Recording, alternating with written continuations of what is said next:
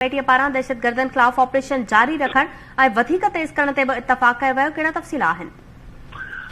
जी बिल्कुल, वज़ीर आज़म शहबाज शरीफ की सदारत हेठ क़ौमी सलामती कमेटी जो इजलास थियो आहे। उन इजलास में मुल्क की मुआशी ऐं सियासी सूरत हाल, मुआशी ऐं मुल्क की दिफ़ाई सूरत हाल जो जाइज़ो वरितो वियो आहे। क़ौमी सलामती कमेटी पारां दहशतगर्दनि ख़िलाफ़ ऑपरेशन जारी रखण ऐं वधीक तेज़ करण ते इत्तफ़ाक़ थियो आहे। नाणे वारे वफ़ाक़ी वज़ीर इसहाक़ डार पारां इजलास के मुल्की सलामती मुल्क की जेका मुआशी सूरत हाल है उन सूरत हाल बाबत ब्रीफिंग दी है।